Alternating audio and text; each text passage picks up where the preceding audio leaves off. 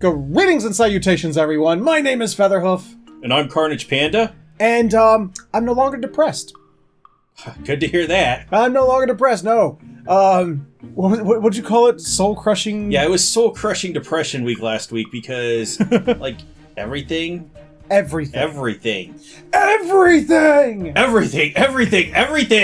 No, if you gotta do it, you gotta do it right. It's everything! Those gestures, man. If you don't play Star Ocean, you don't get it. You'll see, I'll put something on screen for reference. And you're gonna get super flagged over it. So this week was a lot better, although there was still a little bit of soul-crushing depression. Maybe for you. Yeah. At least in one instance, there was still some soul-crushing depression. You know, I might have gotten spoiled by that, but we'll get to that later. Yeah. So this week is week 11 of the anime talk, where we had some good. It's week 12, bro. I'm sorry, week 12. It's week 12. Fuck. We went over this in the pre-show. We did, and I still screwed it up. You still screwed it up. We're in week 12. That's 10 plus 2. I can't do that there fancy math stuff. I'm just a simple farm boy. I can't do that. But what I can do is talk about the anime. Where I gotta stop that right now. Yeah, you need to. I will if I don't, I won't. So we had some finales.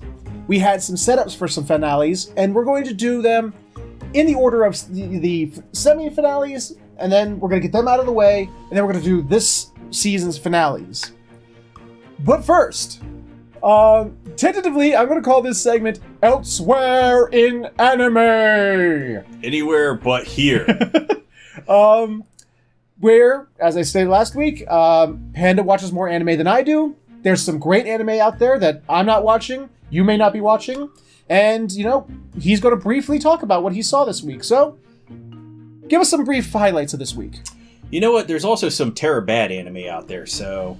Okay. Just to contrast with great anime. Is it like so bad that it like raises to good because it's so bad? There is at least one show. I'm not even going to talk about it this week. Maybe I'll talk about it next week. Okay. But there's at least one show that was just so laughable that, yeah, it wrapped all the way around and became good.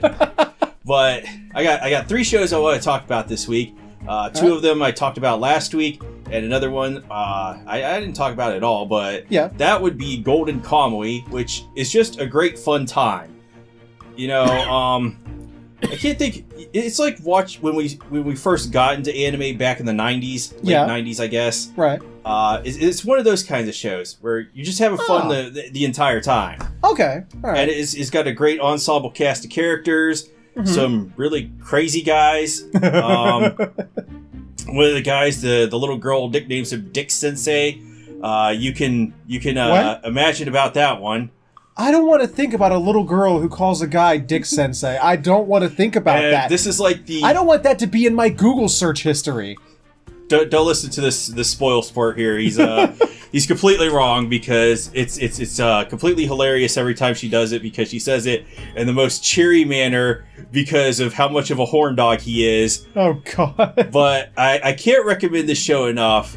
Go out and watch it. There's 2 seasons now. It's about to complete its 2nd season, and I pray to the gods of anime that it gets a 3rd one because I love waking up and watching this show every week. He loves his Dick Sensei. Let's just scrub that part. That's you took that one out of context. Did I though? Did I? Yeah. Yeah. You can hear it in his voice. You know, it's like it's no means yes. Listen to the way he says nah. Listen to the way. See. Anyway, moving on. We also have Bloom Into You, which I'm going to contrast with another show that aired this year called Citrus, which was really bad. It was also a lesbian romance. Okay. But it was these 2 girls trying to get together. All right.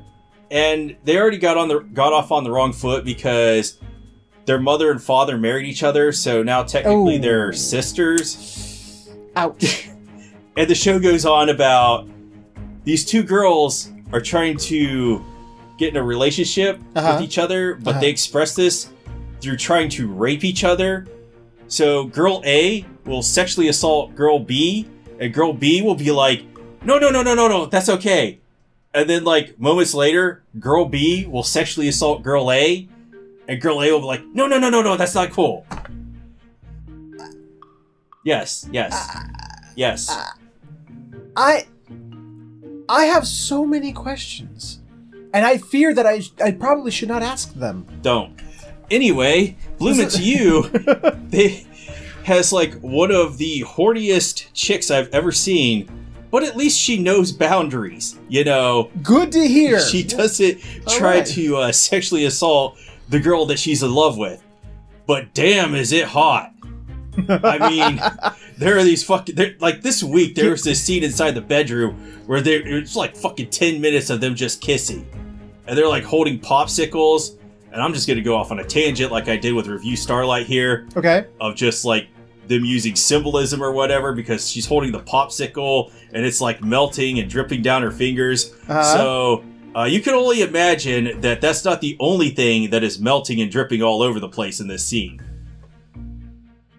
Kind of like with Banana Chan and her muffins. Excuse me, I got things to do right now. I'm going to keep doing this for, like, every new show. I'm going to go off on some weird tangent. You're going to be like, what? What kind of drugs are you doing? Certainly not Anthem, but... And the last one is Gridman, which I said last time was the best show of the season. And it wrapped up with a really good finale. It's about soul-crushing depression and getting over it. And becoming a giant grid man, kicking the shit out of monsters. Yes. All right. So, definitely go watch that one. It was a good finale? Oh, yeah. It wasn't like... wrapped itself up or set itself up for another season? No, it didn't set it up. No, there's no new season that could come out of that. Okay. Like, I saw that maybe they're making a movie or something, like Gridman versus Ultraman. Ooh. But that's just gonna be weird. That's gonna be cool. I mean, okay. Yeah, but... It wrapped itself up. It's a self-contained series, and it's a good time. That's good to hear. So that is Elsewhere in Anime. Meanwhile, here in anime, we have our five, and like I said, we're going to start with the semi-finales, those that are setting up for their finales next week, which coming at number 5 would be. Coming in at number 5 would be. Actually, we never discussed that. It doesn't matter. The numbers actually don't matter because they were all good this week. You know what? I did not feel that way because... I did. Double Decker felt really rushed. Actually, you got a point. It felt really rushed.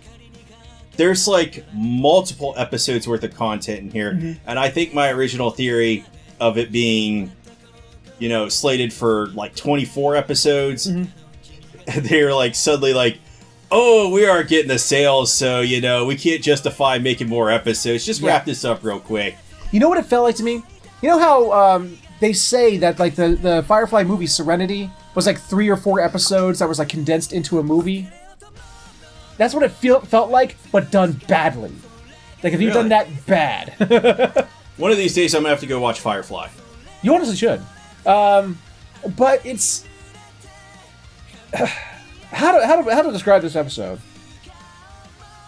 Really, like, there's like maybe 4 or 5 plot threads going on here, and you know what I said? This feels like Xenogears, and for the unfamiliar, Xenogears was an excellent game made back in '98. One of the, I will hazard to say, even though it was unfinished, it was still one of the best JRPGs of all time. Yeah, so.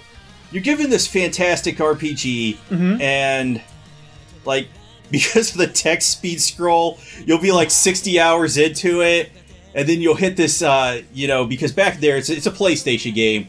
Back in that era, they had to put it on multiple discs. You couldn't just, like, click and download it off of Steam. Nope.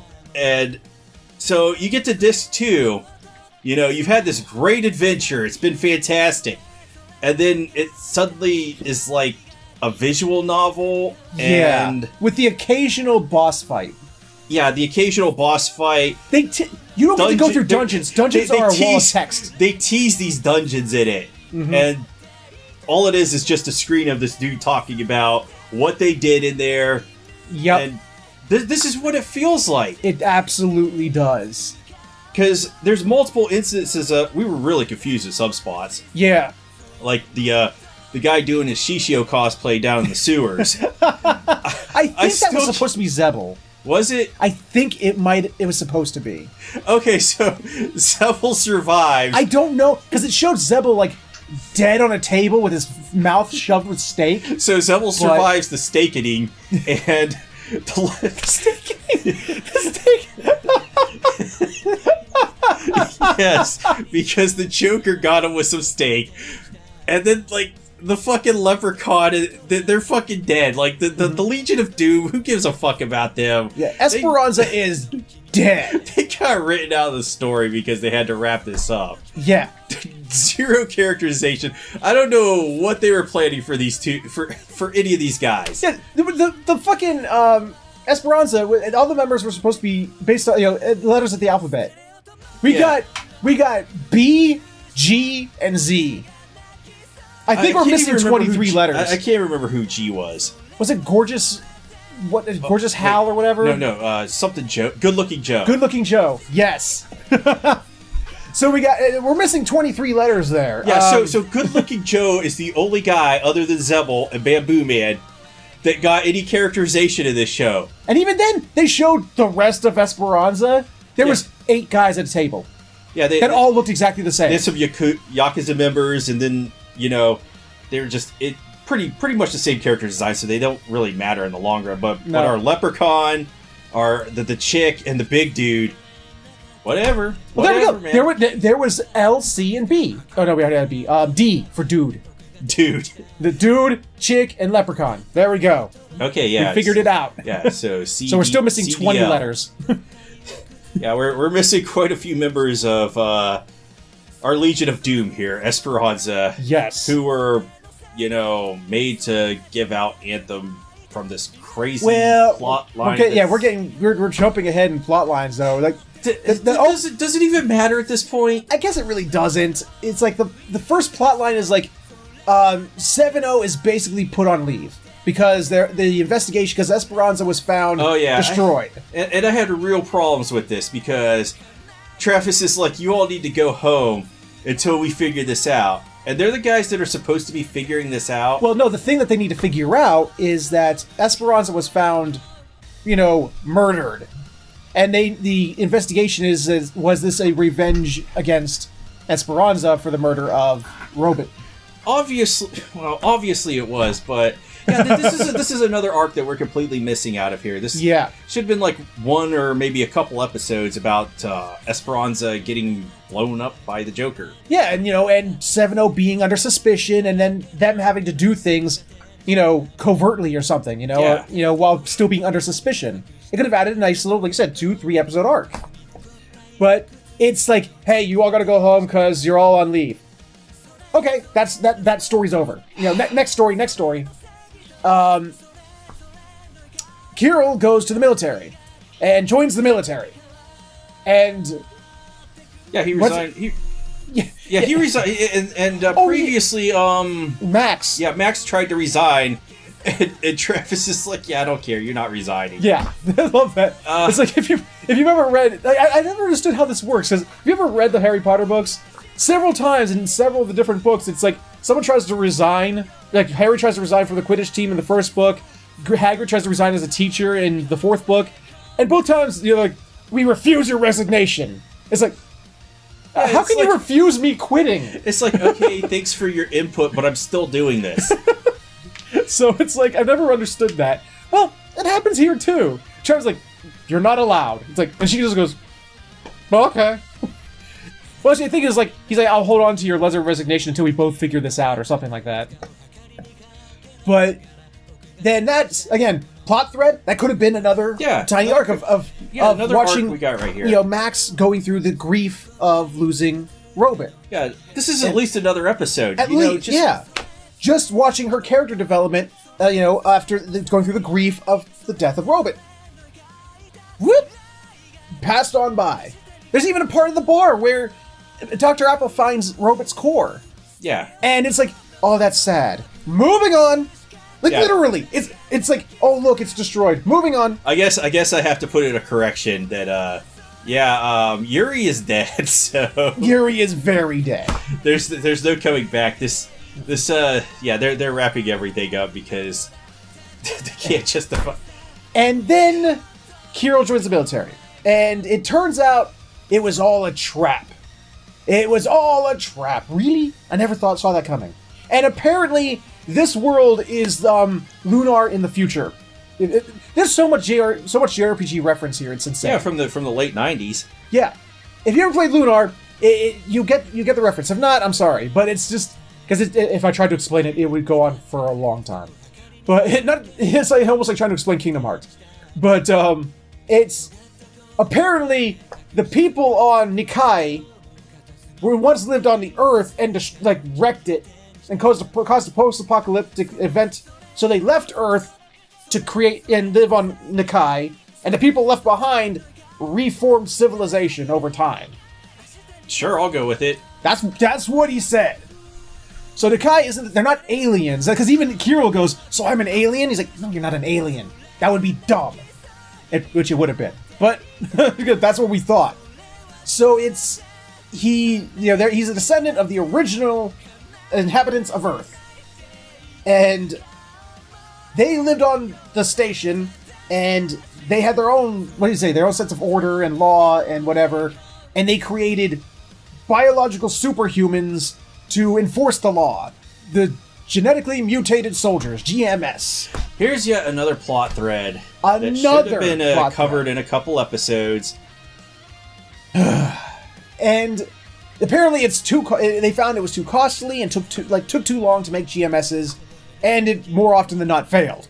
Because basically what they were doing was creating Anthem. Yeah, Anthem was supposed to be making the super soldiers or whatever. Yeah, so... And they also had the cure for it, and that was passed down to the military. And hence 7.0. The anti-Anthem bullets that they have. We're just missing so much. Yes. So, and that it turns out the reason that Colonel Cooper wanted, or as we also know him as Bamboo Man, the reason he wants Kirill, he's special, is because his blood contains antibodies to Anthem. Sure, I'll go with it. And the reason his parents Supermaned him to Earth is because they wanted to experiment on him as a baby, and they went, no! And they shot him to Earth. The parents sound like incredibly reasonable people here, because... but it's just okay? I guess? I was kind of tuning out at this point. This episode is an info dump. It is an absolute info dump until like the last 5 minutes. Because it's like then the rest of 7.0 figure out that Kirill is trapped because his brother, which he actually, Kirill actually refers to him as his brother, so I know what to call him. His brother comes and basically tells them what happened. They realize that it's all a trap. They go to save him. They form a plan to use. They form a plan. Yes, to use Victor. What's his name? Derek. Why did I get Victor? Victor. Derek's bar, which is just a really large bus, to bust in there and create a distraction. So Doug drive around with Kirill's landlady, which they don't. This is probably another plot thread which we didn't get either because she's a madman with a gun. She just got shoved in there, and we're like, okay, we're supposed to accept this. And so it creates a probable cause for Doug to go in there to say, Cooper and Kirill, I'm here to get you out of here. We need to get out because there's survivors of Esperanza. Yeah. Are attacking the base, trying to get at you, Commander Cooper. He's like, oh, what? Survivors of Esperanza, what? And he catches on real quick, and it becomes a chase. Yeah, so Doug and everybody knew that Cooper was their enemy, and that they had to fool him. Mm-hmm. but Cooper catches on like so stupidly quick. And he turns into the T-1000. It is literally the T-1000 escape scene when Sarah Connor is trying to get away from the T-1000 in the mental institute. Yeah, and complete with ripping the elevator open scene. The only difference is that Arnold was smart enough to shoot him while he was opening it. Yes, I mean literally, he's sitting there. Like, it showed that yes, he can dodge bullets, but he's standing completely still, ripping open the door. There's like at least a minute and a half that he could have unloaded so many bullets in his face. Yeah, they could have put so. They could have some of the anti-anthem bullets in it, which they indicate might have robbed him of his superpowers.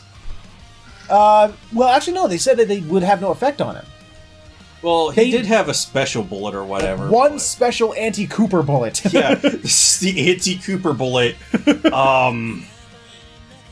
Press F for the anti-Cooper bullet. I'm just going to spoil it right now. It gets crushed. For some reason, Kirill's brother is suddenly there and gets captured. This is another plot thread that needed an episode or two. Yeah, why is he there? And then it just, I guess off screen, divulged the entirety of their plan to Cooper. And then he just dismantles it. He shoots Doug, he breaks the anti-Cooper bullet, and has Kirill completely trapped and unarmed. It's like... And that's pretty much where the episode ends. It's just like, Cooper... Doug is dying. He was going to use Anthem on himself to fight against Cooper. Yeah, he was going to try to soup himself up. And even though there's a 1/3 chance that he was going to die over it. 30%. Same thing. Nope. That's 33.33% repeating percent. That's different. Same thing. You're not... Close enough. Nope. Nuh-uh. But, so he literally dismantles the whole plan. And it's just like, oh.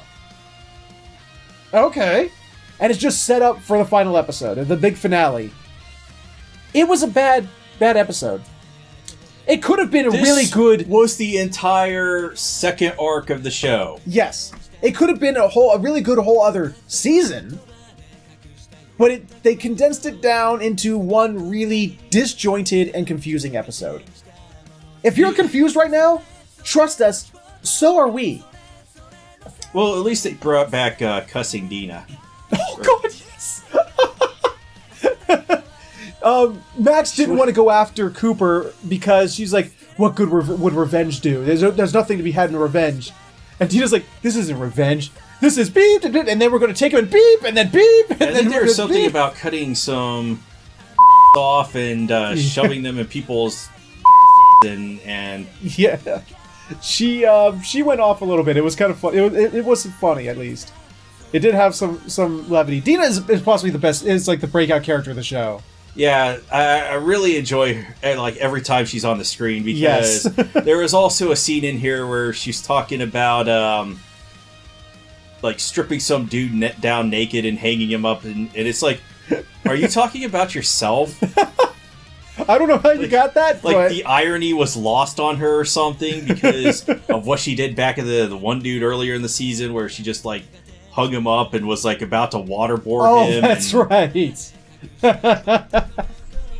So that was Double Decker this week. It's setting itself up for its finale. And, unfortunately, it has it's undone at the seams at this point because of how rushed it is. You predicted it last week. It's going to fall flat. It's absolutely going to fall flat because all these things that we should care about, they're like rushing past so we can get to the next plot point. It was just, I'm honestly not looking forward to the finale. Yes, that's an unfortunate. We're probably going to be saying that this was the worst finale next week too. Yeah. I hope we're wrong. I honestly hope we're wrong because I enjoyed most of the season. Yeah, it was like I said, you can't compare it to Xenogears. I would be lying out of my ass on that one. Yeah, I'm sorry, Xenogears, you sat through 7 hours of text. In this, you didn't have to sit through that, luckily. But so yeah, that was Double Decker's semi-finale. Not good. Not good at all. But from here on out, we're going to talk about a lot better. So we're just going to go ahead and move right along. Coming next on the list is Iroduku, which I was at least very satisfied with. Here is yet another prediction of mine that went completely astray. I was totally wrong. Well, actually, my prediction hasn't even come yet. They haven't even gotten to it yet. Because I still say that they're going to fuck up. Because the end of the episode is they're about to cast the spell. I still maintain it's going to fail at first. They can't have a whole episode of them just cast a spell, she's back in the future, the end. You know, it's going to be like 3 minutes long. I still say they're going to fail, or they're not. You know, something bad's going to happen, and they're going to have to try and yank her out of a time gap. I predicted that they were going to cast it this episode, which they're in the process, but that's at the end of the episode. Yeah. I predicted that what's her name, Kohaku, was going to cast a spell, fail, and that we were going to get an episode of Hitomi being stuck in the time dimension, whatever it is, for an episode, and that didn't happen. No. What did happen is a really good setup. It was a fantastic setup, in that it was the day before and the day of the cultural festival. You misspoke. Of the culture. Yes, of the culture. And they have a lot of fun. It's a good time. It shows a lot of Hitomi coming to grips with the fact that she's going back. And the fact that she knows she has to emotionally come to grips with that. She has no choice in the matter. I just want to confess right here that I have made a grave error. Okay. That I really hated Kurumi as a character. Yes. And I've seen the error of my ways. Ah, finally. He's seen the light, folks. Kurumi's not so bad when compared to Sho. Yes. And one of my major problems is that Sho is still around. My major problem is not that Sho's around, is that Asagi hasn't given up on him. Yes, Featherhoof was screaming this through the entire episode. Just give up on this guy, girl! Just give up on him! Like, literally, why does she not give up on this idiot? I mean, he's already confessed his love for someone else. Even that, he's only known for weeks that she'd been there for most of his life. The way it sounded. I agree with you because he's just dumb. Yes. In that he's dumb in the regards that he doesn't understand when somebody is crushing on him. Yep. And even when she's doing it right in front of him. Meanwhile, he's going after somebody that he obviously knows somebody else has a thing for. Yeah, that whole plot point was contrived. And It was creating drama for drama's sake. It was stupid. But we're past that. We're past that. No, we're not, because he's still doing it in this episode. No, he's not going after Hitomi anymore. He's not crushing on Hitomi, but he's just being complete derp as far as Asagi goes. But beyond that. Yeah, beyond that. But here's the thing. The reason he's still there is because Hitomi, she still does see him as a great friend. He was like one of the first people she talked to when she showed up in this time. He helped her out. He was very influential in getting her settled in this time frame, in this timeline. So she doesn't hate him as much as we hate him. We as the audience hate him. We as the audience cannot empathize with Sho. Nor can we empathize with her feelings, her friendship of Sho. But Sho aside, everything seems to be going swimmingly. The used bookstore owner comes, gives Kohaku the time artifact. Everything seems to be going to plan. It's like they're going through the cultural festival. She's having I just want to comment on that. Okay. Because I did say this while we were watching the episode. All right. Because Kohaku, after the bookstore guy gives her the magic device. Yeah. Kohaku's like, this is my granddaughter. Yes. And I'm like, you're looking damn good for a grandmother, Kohaku. Because, Kohaku's like, 16, 17? She's the same age as Tomi, so... It's like... She does it a couple of times. It's kind of funny. It's like, she's like...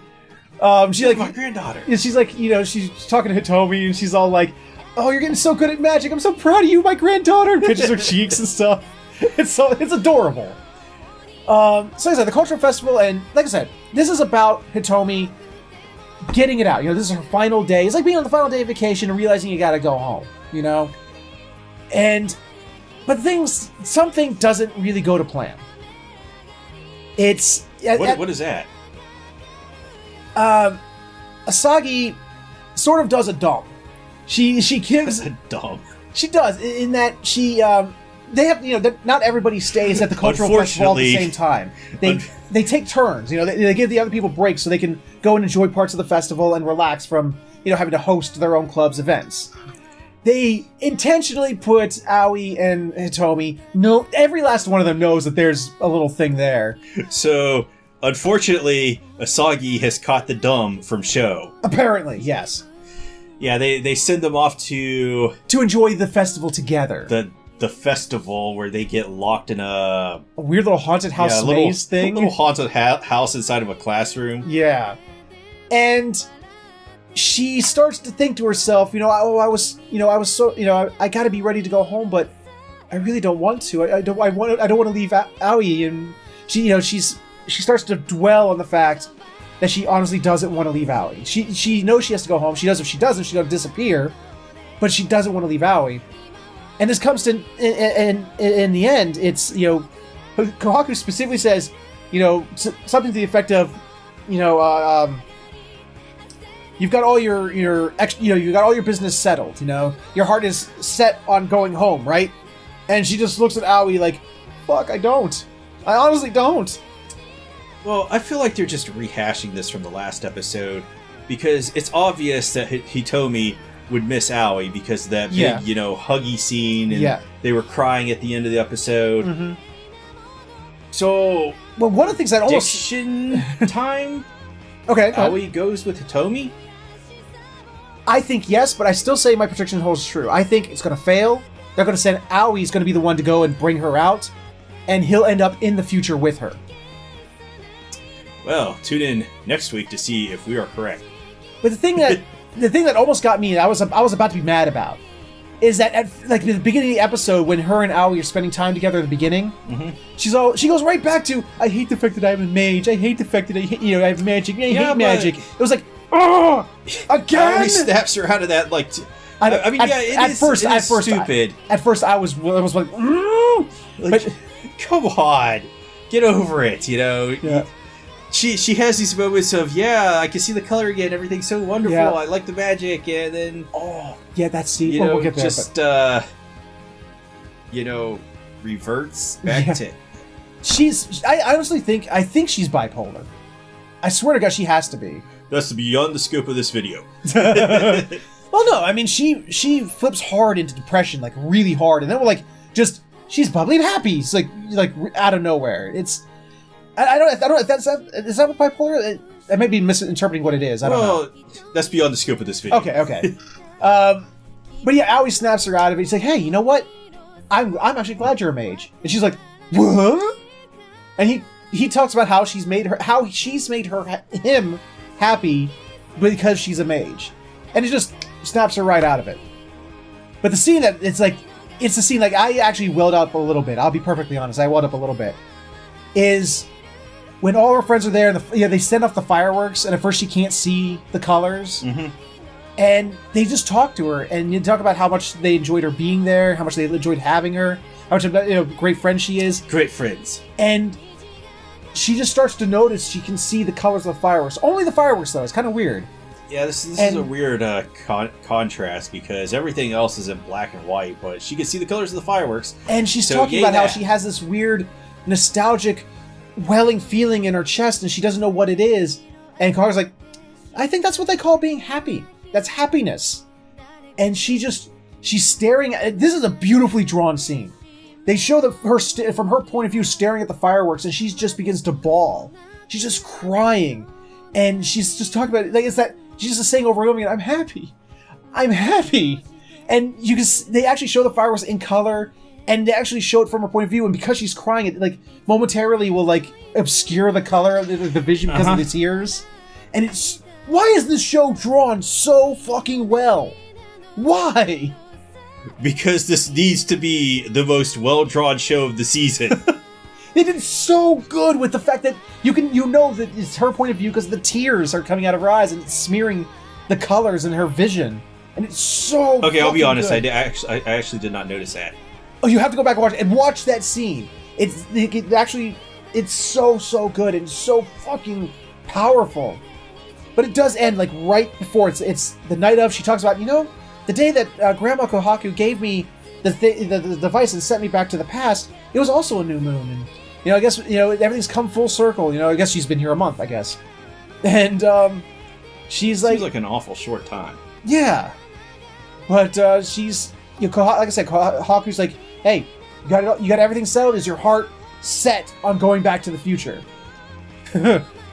I want to play the Back to the Future theme right there as I said that, but I know I'll get flagged for that. You will get flagged so hard. Yeah. So hard. But, it ends with her in doubt, and it's like, oh crap. It's gonna fail. But then the credits roll, and it's like, damn it. So I did have a caveat. I thought that they were actually going to cast a spell in this episode. I thought so too. And it just cuts at the end with the preparing to cast it. Yes. And like I said, I'm calling it. Finale is... that's all there is to the episode? But that's what it was. It was setting up. It was setting up for the finale. And it was... I liked it. I liked the way they paced it. It was well-paced. I loved, showing that last happy moment. It was that last moment. Like I said, you're on vacation, and, someplace with family you don't get to see very often. You see maybe them once a year, if even that. And, you realize it's your last day, so you and your family or your friends or whoever you're going to see, you're like, it's the last day, we need to go just have that awesome last day memory. And that's what it was. But it also had to set up the drama, that last bit where she doesn't want to go home. It has to reassess that, reaffirm it, and I can't wait to see how that works out. Yeah, so join us for week 13 of Iraduku. Yes. And for the superstitious folks, week 14. But until then, we have some finales to talk about. So we're going to go ahead and move... Not yet. No? Oh, we have one more semi-finale. My apologies. And possibly the best semi-finale of them all. With the next entry. We tried so hard, like 900 different takes to start talking about Goblin Slayer, but we could not hold it together whatsoever. No. But let's talk about Goblin Slayer this week. Yes. What about Goblin Slayer? Is there some goblin slaying? You know what? I think after Studio White Fox took a break to remind everybody that Goblin Slayer slays goblins last week. Yes. That we actually got an episode that was not reminding us. Well, actually, we did. Goblin Slayer is slaying goblins this week because in the last episode that actually mattered, yes. Episode 10. Yes. Yeah, Episode 10. Well, he found. Technically, this is episode 11 because last episode was episode SP. Yeah, we'll go with that. That's what it said. The recap episode. Yeah, last time we got some tracks from goblins, and Goblin Slayer's like, shit's about to go down. It's like, yep. In the old JRPGs where you're just dungeon crawling, and then you run into a save point. Yes. That there's about to be a boss. Yep. And what is it? When he comes, I love it because it just starts with Cowgirl. She's just making dinner. Yeah. And or was it breakfast? Breakfast or dinner? And he just or second breakfast or third seas. And she's like, she has Goblin Slayer ESP because she's just oh hey Goblin Slayer, and just flips around and there he is standing there. Turns around and Goblin Slayer is like goblins. No, he just goes, run. He's like, come again? He's like, you need to run. Now. There are lots of goblins. Yep. I know about goblins because I'm Goblin Slayer. Yes. I found tracks. There was at least 10 different scouts. They will attack, knowing goblins as I do, they will either attack tonight or tomorrow night. Now, didn't you say something earlier about, and this is very true, that Goblin Slayer is an unintentional comedy? Yes. Because of just Goblin Slayer's personality. I can't get over the fact that he just walks in and is like, goblins. Like... Well, he didn't. He walked in and just went, run. It was like... Yeah, so he is telling Cowgirl the whole situation. Yes. And he's reminding her, what goblins actually do. Mm-hmm. And he's like, you're a woman. You know what they're going to do to you. He's like, you won't, he was like, they won't kill you. That's true. But you'll be dead inside. It's like, you might survive. You might, but you'll be dead inside forever. And she's like, I understand that, but I'm not leaving. And he's like, even if I left, what about the cows and the chickens and the sheep? And he goes, Soka. Which is like, I don't. What does that have to do with anything? Save yourself, idiot! But yeah, so the unintentional comedy comes back because it shows from his point of view as she's giving this thing. You did comment on this. The point of view. I thought it was at first. I was like, oh, it's just the camera being silly. I'll make a joke. They're like, Goblin Slayer, stop staring at a rack because it's just laser focused on a rack. And she's like, Goblin Slayer, and it whoop, like looks right up. It was like, oh yeah, he was definitely staring at her rack. Just whoop, the guy that has zero feelings for sword maided or priestess or the priestess or guild girl or high elf. It's like yoink. He's like, yep, I definitely have a thing for cowgirl. I think I figured it out. That's why he doesn't take the helmet off. So people can't see where he's looking. Yep. And this episode proved it. It's absolute proof. The only time his helmet's come off is when other people have taken it off of him. So the only reason Goblin Slayer keeps his helmet on is so that he can ogle women. Yes. You had some other... He is a mentally damaged young man because of what happened to him. Okay? What was the fucking theory you had about Zombieland Saga about the dog and tie? Yeah. You know what? I 100% believe you that the reason he wears a helmet is because of dim titties.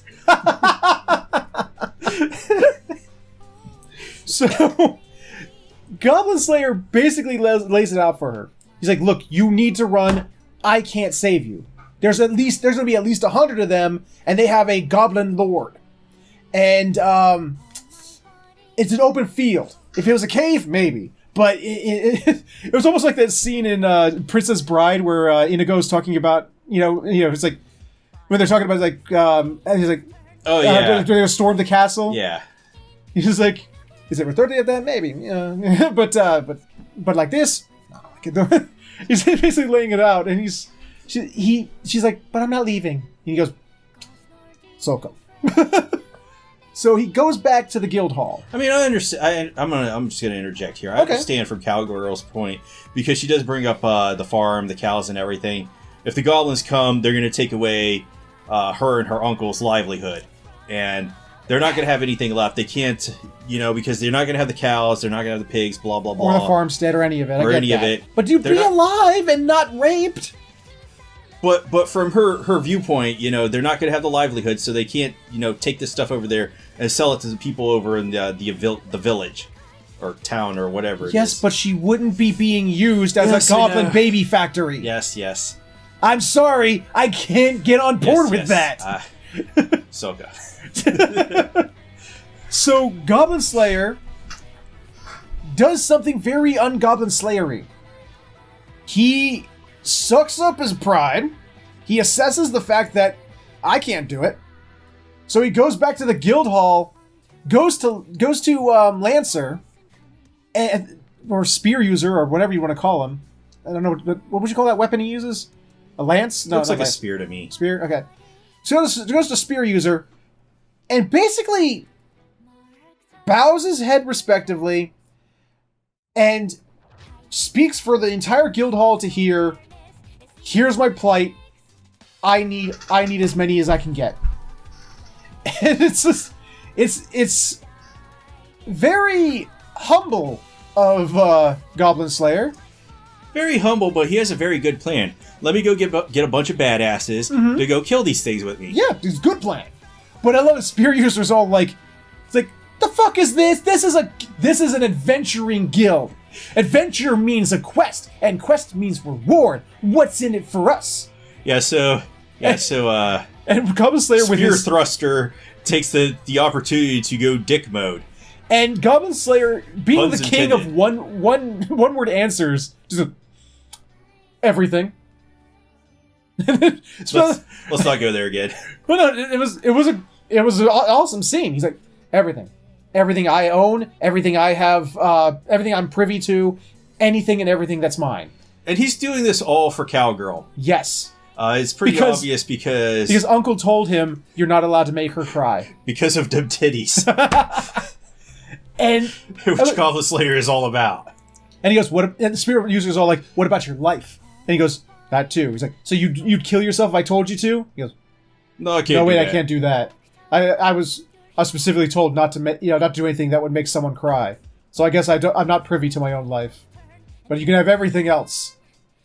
And I love it because guild chick comes in and she's just like, quest for everyone, 1 gold for every fucking goblin because Lance dude's like, he's like, I was just fucking joking with you. I just wanted a drink, man. Yeah. Oh, that's true. And then other guys start throwing in, and then she's like, oh, you can get 1 gold for killing every goblin. Oh yeah. No, that's right. And then his previous group comes in, and High Elf and Dwarf and Lizard Man are all like, yeah, we're in on this. We got it. That's when Guild Girl comes in. Yeah. And everyone's like, oh shit, a gold per goblin? Fuck yeah. I mean, you really make it out on this if you're the club specialist, dude. Yeah? Oh god, what's sad is he didn't even go into that clash with a club. He went in with a sword. That's a fair point. Well, maybe he uses the flat side of it. Maybe, yeah, he just bludgeons people with a sword. Very dangerous. Yeah. Well, it's basically like a who's who. It's like it's one of those scenes, the scenes at the end, Aragorn talking to all the troops, to unite everybody. Even though Goblin Slayer is shown to have 0 charisma whatsoever. 0 charisma. He has negative charisma, but he rolled a natural 20 because apparently he talked everyone into the guild, in the Adventurers Guild, to come help him. So they form a plan. And it's a good plan. Well, what happened was Goblin Slayer went in there, and since he has, really bad charisma, he was not able to convince anybody. Okay. And then he said bullshit to the DM. And the DM was like, okay, so how would this go in your blah, blah, blah? There's a callback to a previous episode. He's like, this is how it really went. Goblin Slayer convinced them, and they all went over there and murdered all these fucking goblins. So what transpires is actually a pretty badass fight. Yeah, I actually like this because... one of the most graphic of the season, too. Well... There was a lot of, as far as blood graphic, not rape graphic. They had pretty good tactics because they show up with shields with women on front of them. And the titty witch is like... That's my favorite part, because it's the goblins are all like... You can't stop us now! Yeah, what are you going to do? You going to kill the poor women on our shields? What are you going to do? Yeah, they get fucking totally owned by Dwarf and the titty witch. Yeah, they get stupor and sleep at the same time. And then knocks them all out. And I love it because they have beautiful plans. They're like, don't touch the sleeping goblins. Just get the hostages. And this is what... I mean, I don't think we should go in a blow by blow. No, there's no way we can go blow by blow. But what is a fantastically well orchestrated fight? It showed a flashback of basically Goblin Slayer. I really think that Goblin Slayer is would be a fantastic chess player. Goblin Slayers. This would be a chess match with heavy metal music playing in it. They did have heavy metal music playing. So yeah, Goblin Slayer's laying down his plan with these fucking guitar solos in the background. What is this even? But what's funny is the entire fight, you're like, where the fuck is Goblin Slayer? Where is the dude? And at some point somebody asked, okay, wait, we're doing all this fight, where the fuck is Goblin Slayer? Because at some point after all the goblins are killed, except for a couple, Goblin Lord sends in the big guns. He sends in the champions and the hobgoblins. He sends in the hobgoblins, the champions, and... That's it. Wasn't there... No, a bunch of hobs and 2 champions. Yeah. Yeah, the champions are really, They are fucking huge. It's insane. and all the adventurers like Spear Dude and Budget Guts are like, oh, we're really excited about this. Did you just say Budget Guts? Yes. Oh my god, I love it. That is what he is, by the way. And Paladin, can't forget Paladin. Oh yeah, the paladin chick. Actually, did she even do anything in this episode? We didn't see her do anything, but it's insinuated Maybe they'll do something in the goblins. next episode because at least in one show we had an action girl. Yes. So they're all I love it because like Spear User goes, he's like, okay, this is veteran time. If you are confident in your skills, back it up. Yeah, Titty Witch is like, I gotta go get a drink. Oh, the one chick's all like, shouldn't you be helping him? She's like, yeah, you know what? I already prepared them. I enchanted his fucking weapons. Well, no, you can deal with it. No, what she said was, he's like, actually, I don't need to because unlike with the goblins, he's actually more experienced in fighting things like this. He's like, this is his element here. So, and they're like, well, wait, shouldn't Goblin Slayer be in this fight? Where is he anyway? And she goes, where do you think he is? Fighting goblins. And it shows the Goblin Lord running for his life, like, fuck. He's like, oh shit, something went wrong with my plan. And he comes up, he's running, and all of a sudden he stops, and he looks into the shadows of the trees, and you see the one glowing fucking red eye of death. And Goblin Slayer comes out of the shadows with this posture and this look on his mask that basically says, "You done a dumb.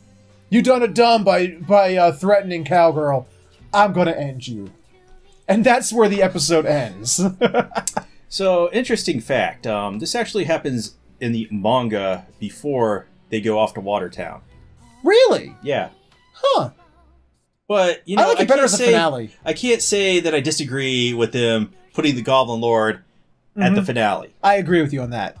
Because, I mean, them going to Watertown introduced Goblin Champions. Yeah. So, it would have been weird going, oh, Goblin Champions. And then in the next episode, oh, they're fighting a Goblin Champion. They already did this. You know? It would have been weird. So I like the way they paced that. That way they rearranged. I think it was a good rearrange, because I think this makes for a better finale. Well, I totally agree with you. The way Watertown ended, if they ended that way, it would have been, and that's it? It would make me have gas like that. Jesus. Ow.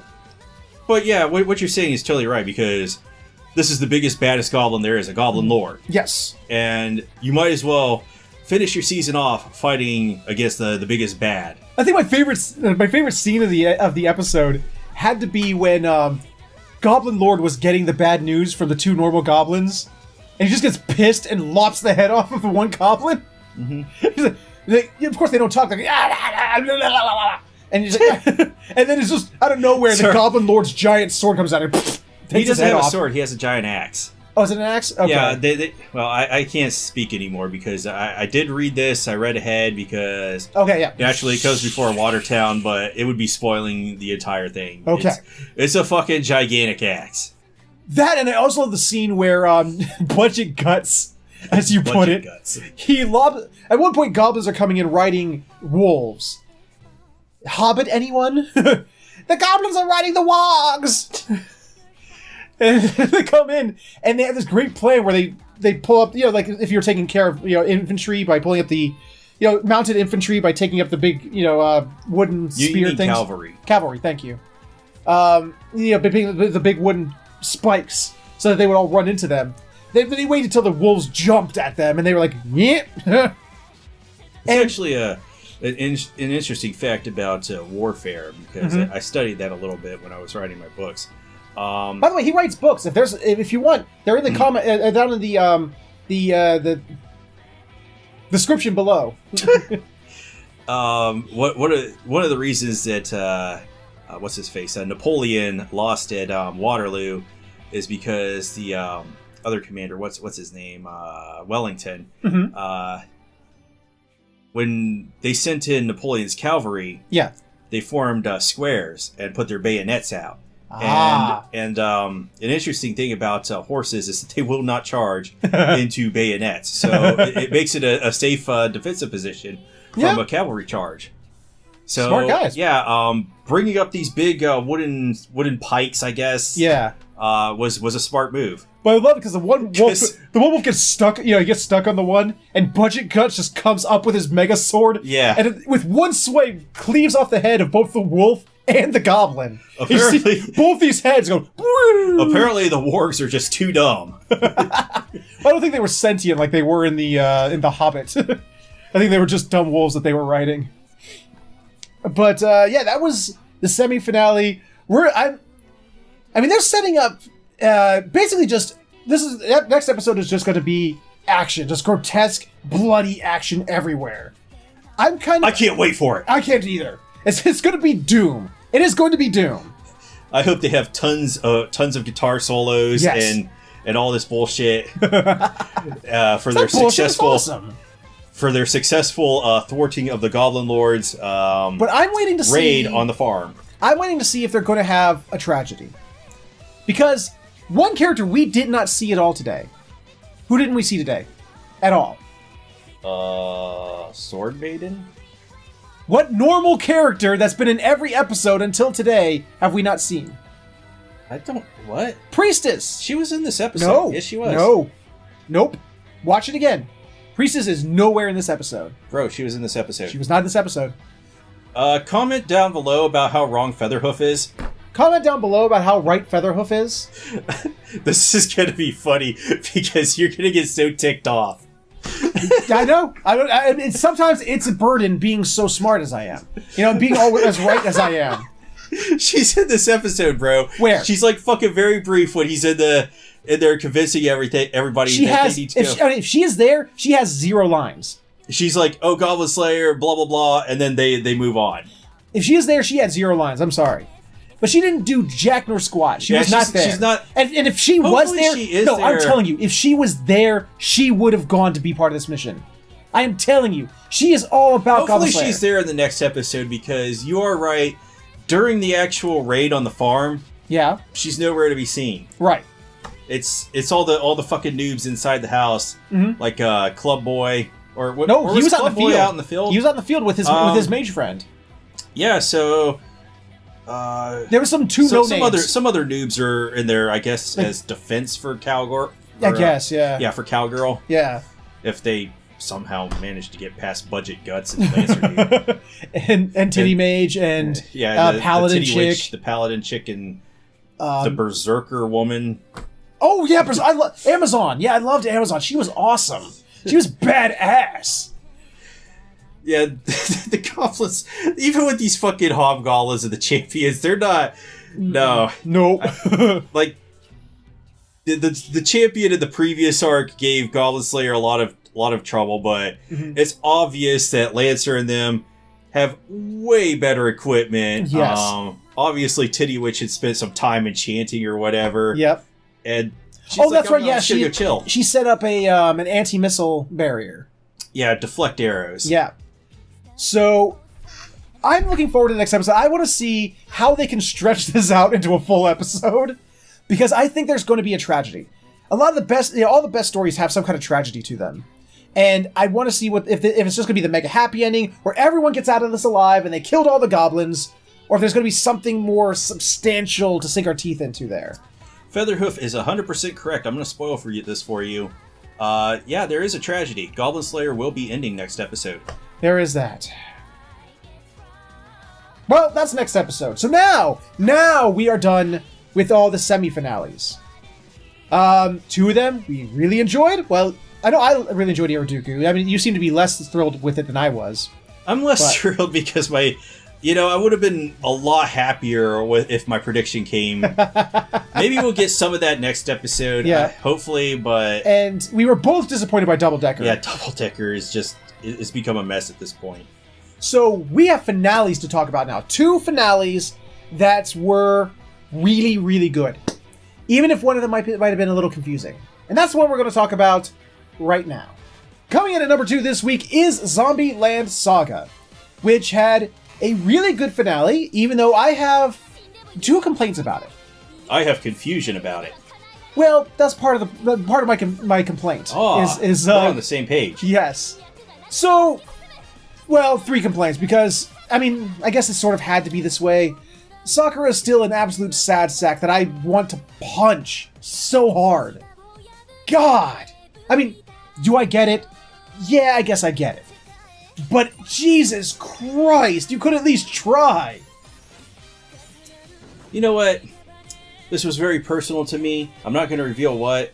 Okay. But Sakura in the last episode actually revealed some insight for me. So I was really happy with that episode. Okay. You are correct. She is still an absolute sad sack over her immensely bad luck. No one is this unlucky. Well, actually, it's kind of pointed out, and I love this is pointed out in the episode. All these people, every last member of Friend Shushu, with the exception of Yamata Tai, because they never told her story! Ever! We know nothing about her!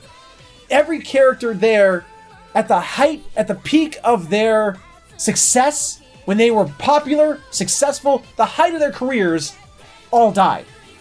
Okay, so, yes, they do have a point that they were unlucky in that respect, but... That's the ultimate unlucky! Sakura has some Final Destination shit going on here.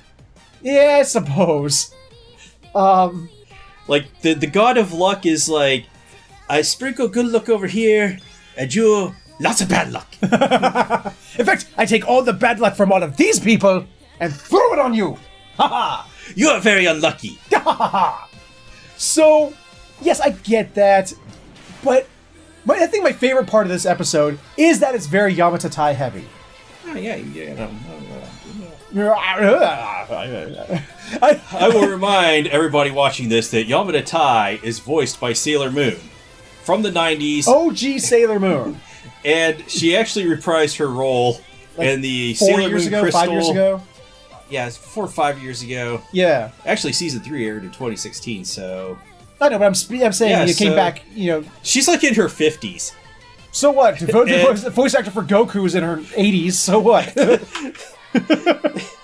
You get this voice actor that did all these iconic roles. Yeah. Well, at least in an iconic role. Yeah. Just doing grunts and shit.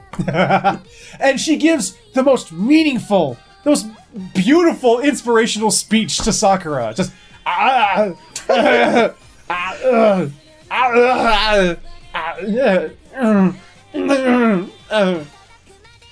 mean, I felt that. I felt it. Sakura's like, the fuck? Actually, it was actually really beautiful. I mean, it's like Yamata Tai in her way, in her wild child ways. Like, she busted through the door. Like, she tried to bust through the door, and it was the one that, not I, but what was it? Junko. Junko repaired and reinforced. So, Tai couldn't get in there. So that's where Sakura's in there sulking. And she didn't decide to go through. She goes outside, climbs the wall, and breaks through the stained glass window that the room has. Yes, because she could not get in through the door. Grabs Sakura with her teeth, grabs her by the nape of the neck, drags her out of there, busts through the wall. And she said, "Fuck the door!" Busts through the wall, drags her to the recording studio, the training studio, and looks down at her with this very "I'm disappointed at you" look. Gives her the speech, her speech. Every time Sakura tries to look away, she grabs her by the face and look, it's like, look at me, It's like and nice Arnold impression. Thank you. And they all sort of the girls are looking at us and they realize Tai is doing what Sakura did to her. When Tai first, when they first started and she's, the most mindless of mindless zombies, Sakura never gave up on her. And she would grab her, and when Tai would, when her attention deficit would kick in and she'd she'd grab her face and no, Tai, look at me. You gotta follow the rhythm. 1, 2, 1, 2. She's trying to get Sakura to do that. And it was, I really liked that scene. It was really, really kind of touching. I like the part where Yamata Tai balked like a chicken. Oh, that's right, yeah, because she was trying to get Sakura to remember, so she dresses up in the drive-through chicken outfit and starts walking at her, and she's like... She does the Jackie Chan thing, I don't understand, what? So... Tatsumi, basically, he tells her, I don't care if you're going to give me the dead-eye stare, if you're going to sit there and be all mopey and shit, you're going on stage. Sack up. And while she's being sad sack, she's like, you'll just fail if I'm around. You'll just fail if I'm around. Yugiri comes in, bam. Speaking of Tatsumi, I was gonna get there. Speaking of Tatsumi, In the last episode, he was speaking about his big and impressive thing. Yes. Whatever the fuck that means. Oh, that's his plan. His big impressive thing is his plan, his saga plan. I don't care. I'm taking this out of context. Yes. Apparently, we get a brief flashback. Really brief. It's like for a second. Apparently, he knew Sakura. He was a classmate of Sakura's. Yeah. And I guess he was crushing on her with his big and impressive thing. Yeah, I think this is my interpretation. All we saw was a CD of, I think it was Iron Frill, like one of their CDs. No, I think it was somebody else, but I think it was that was the name of it. Yeah, it was an idol CD, and it falls to the ground. You see Tatsumi, from here down. It doesn't show his eyes because he doesn't have the sunglasses. He has a different name too. Yeah, I can't remember. Something like that. And he goes to, and he shows, it falls to the ground, and then like a hand pick it up, and you hear Sakura go, "Oh, thank you so much, Inui." And it shows him like being happy, happy. I think, like you said, I think he was crushing on her. He gave a CD. It might even be the wrong CD or something. Yeah, he was really crushing on her. He must have known about her idol fascination. Fascination. So maybe he wasn't as immortal as we thought he was. Well, there's been that theory that he has the red eyes like them. He takes his glasses off, but they don't show his eyes. Yes. But yeah, he was in the same class with Sakura, obviously crushing. Yep. Knew about her idol obsession. Yep. She died before she could fulfill it, so obviously he came up with this crazy fucking plan. So he what was it? We went past Tatsuya. Yugiri slaps the shit out of Sakura, and she basically says, "Look, here's the plain and simple of it. All right, we've come to love you. Okay, you are our best friend. We're our bandmate. We're into this together. We would rather have an unsuccessful show with you than have a successful one without you. And that's it." So the day of the show comes. There's a huge storm outside. A freak snowstorm happens. This happens because of Sakura's bad luck, but like throughout the entire series, without her memory, none of this shit happens. No. In fact, she has her memory. She has, without her memory, she has good luck. All their failures succeeded. It's like Wild Arms, where they measure the luck stat. Oh god! And it's like from worst to best. Yes. Like without her memory, it's just always best. Yes. And like as soon as she regains her memory, which is very mysterious because Tatsumi runs Chuko over with a van. Yeah. And she doesn't she didn't take the blow to the head. That's why. Like both times, Sakura took it square to the boom. Okay, so I've actually fallen off my bike and taken a head injury, but same here. I have to call bullshit, but it's one of those things. It's anime. It's a fiction. It's a show. Yeah. So anyway, she gains her memory back, and they're like this freak low pressure system, and they look over like the west coast of Japan. Like there's like a hurricane force pressure system out in the middle. They're like, oh, this is gonna be a terrible snowstorm. Yep, and like no one will come because the buses are all the buses won't run, and no one's going to show. And Saki's all like, cheering, hey, you know what? All we got to do is just sing our hearts out for whoever does show. But they still pack the house. They've actually inspired so many people love them that they pack the house regardless. And Sakura can't understand why. She's like, why? Why is this happening? It's too much good in one place. Loves Sakura. Yeah, those two girls came up, and she's like, "Oh, number one, we love you. You're so cool." Yeah, and the whole time, Sakura is moping around. She's like, "Oh, my life is so terrible. Itachi killed my family, and I just can't get over it." So, the show starts, and here's my second complaint: is they suddenly turn back into CG. After the past couple of performances where they kept them drawn and animated, and they looked really, really good, they went back to CG. And what does it look like? It looks stiff, it looks jerky, and the frame rate is so inconsistent. It's fluctuating all over the place and looks awful. Yeah, I too remember when they ran out of the budget to pay the 3D CG guys and had to do it in 2D, and it improved the show. It did. It was so good when they really animated that, and they bring that back, and I don't know. And like the finale of all things to bring it back. Why? It's just it's super confusing too because they flip back and forth. They flip back and forth between 2D dancing and this CG stuff. I guess to capture some sweeping camera angles or whatever. Yeah. But there was a scene where Sakura, when she gets into it, at some point Sakura, the doing it gets her memories back, and she's and she's like belting it out there, and she's like moving. She's very dancing, gesticulating, singing, and it's well animated, and it's really well done. And then CG frame rate shit. It's like what? Here's what I'm going to comment on it. Okay, so you can use this 3D CG, and I see it a lot in shows. Okay. Well, not the CG itself, but to get those cameras, where it's sweeping around, you have to use a 3D environment in that. You can't just draw it.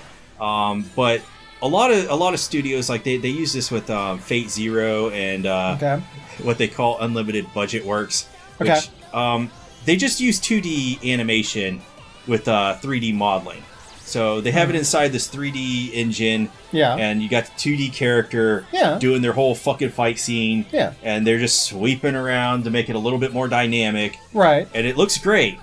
But here they use the fucking the CG models dancing around, and like Featherhoof has pointed out, it's actually a really inconsistent frame rate that they use. Like, there's a part where the frame rate looks really good actually, and then they drop down to like 2 frames per second or whatever. Yeah, it is so bad. And then they jerk into a 2D, and it looks fucking fantastic, fucking amazing. Yeah, and then they switch back, and oh god, it's so. This was a really good finale. I don't know why they decided to ruin the final number like this. But I did like that Sakura's bad luck still hits them. It was awesome. It basically brings down the building around the stage. I love it. They even said, like, look, whatever bad luck happens, we're going to play through it. And I love it because the two girls who were really crushing on Sakura, Ai is at that end of the stage at the moment that something bad's really about to happen. She realizes it. She's singing and doing dancing. She looks like right at them and just this little much. And then and they see her back up and boom! The fucking ceiling collapses on the stage, wrecks the stage, and it's just like everyone's like staring at the stage like, did that just fucking happen? Any mortal group of idols would have been dead at this point. Yes. Fortunately, our heroines are all zombies. And one by one, they all begin. Like at first, like Sakura's all like laying there. She's got her hand on the microphone still. Like she goes, I knew this was going to happen. And you see her start to take her hand off the microphone as if to walk away. And the girls in the group they all one by one start continuing the song, even though there's no music playing. They just each one stands up like, and you can hear them shakily like, fucking singing song. And it gets to her, and fucking Tatsumi is in the background. He's trying to get the slow clap to start. Yeah. And it won't start for like 6 minutes. But this does encourage the Sakura to get back up and start singing horribly off key before she starts singing on key. Yes. And they pick it right back up. The sound guys get the music going again, and they continue their set right there on the broken stage. And it's just they play it out, and it's this great moving scene. Despite the animation going back and forth, inconsistent frame rate, the song itself with the lyrics it's going with, it's very apt to what's going on. I actually felt emotion well up in me. Yes. About the scene, even though this animation made me want to cry. Yeah. Well, it made me want to throw something at my expensive TV over there. Ugh. Don't do that. No, you'd regret it in the morning. Would. Yeah. But they go back to the dressing room after the successful show. Everyone's screaming, "Encore! Encore!" I didn't realize that encore ended in an eh, but in Japan it does, apparently. And they're like, we did it! Sakura, you got your memories back? Yeah, I do. I'm so sorry for being a sad sack. Oh, it's okay, Sakura. But we did it. We did, we did it. It was a successful show. It was awesome. Even through the bad luck, we worked through it. It was awesome. Tatsumi bust in. You didn't do anything! You didn't have success in anything! You haven't taken over! Don't you hear them? You guys gotta get back out there and do your encore! They're like, we haven't saved Saga yet! Get out there! Go! Yeah, he kind of writes a song on spot. You know what? This guy had like the whoever's what's the fucking name? I'll look it up later. I don't know. You just captured it or something because my brain is failing. He had to have had an absolute ball just sitting in there recording this shit. I'm telling you, I made this comparison before. The voice actor who played Tatsumi, he's just like Arnold Schwarzenegger in Batman and Robin. He's literally the only one having fun out of everyone. Was that the one where Tommy Lee Jones was in it? No. That's the one where Uma Thurman was Poison Ivy. And both of them were terrible movies, but... They were, but you watch Batman and Robin not because it's a good movie, but because Arnold Schwarzenegger is obviously having a blast. What killed the dinosaurs? The Ice Age! Hey, Bird Plane! Freeze! He's on that ice stage, like forcing all those guys who are shivering, and he's like conducting them. That's Tatsumi. That voice actor is literally having a ball in that voice acting studio. The only difference is that Zombieland Saga is not a terrible show. That's very true. It doesn't have any bat nipples. So, Zombieland Saga. We are at the finale, so now let's talk about the show as a whole. We think the finale was... I mean, can I speak for you in this? If I'm wrong, correct me. The finale was really good. It was a fantastic finale, despite minor confusion and because of, Tatsumi's relation to Sakura and that tiny little flashback, and also because of that frame rate and bringing back that awful CG. I would give this show a 9 out of 10. And this is because it does make some missteps in here. It does. The Saki episode we both did not enjoy. Yes. And this CG nonsense... Absolutely. Just utterly confuses me. And let's not forget, episode 5 was bad too. No, episode 5 was the chicken episode. Was it? I thought it was the only one that we enjoyed that week. That's right, you are correct. Okay, I was right. Okay, never mind. Forget I said anything. Yeah, the Saki episode, CG... I'm trying to think if I have anything else to complain about. I think if I had to nitpick, let's nitpick a little bit. I would have liked to know Ty's backstory. Do I need it? Okay. Is it still hilarious and awesome without it? Yes. But I would like it. So on that, we may get Ty's backstory ultimately, because I do feel that maybe they are teasing for a second season. Yeah. Even though I feel that it doesn't need it. No. But we may ultimately be either getting like an OVA, a movie, or a second season. I'm going to give Zombieland Saga on a whole 8 out of 10. Okay. Because I have one other minor complaint. When the show started, they set a theme. And I wanted them to continue with that theme. Oh, okay. I know exactly where you're going with that. And it would have been fantastic because... Excel Saga did this, but with movie and television genres. I thought every episode was going to be a parody of a genre. First episode, we got a parody of heavy metal. Second episode, we got a parody of rap. I wanted them to do that all the way through. I wanted to see these idols do different genres of music, but instead, after that, they just went into J-pop and they stayed there. It would have been nice if they did that, but honestly, I don't think that they could have topped the rap episode. You're absolutely right. I mean, the fact that Sakura threw down in a rap with Saki was amazing, but I still would have liked it. I still would have liked the genre parody episodes. Like I said, every episode after that just became J-pop. They just did J-pop every episode, and it would just... I wanted more. That's all I wanted. That's all I'm gonna say. It's understandable. Yeah. So that was our review of Zombieland Saga, a fantastic anime.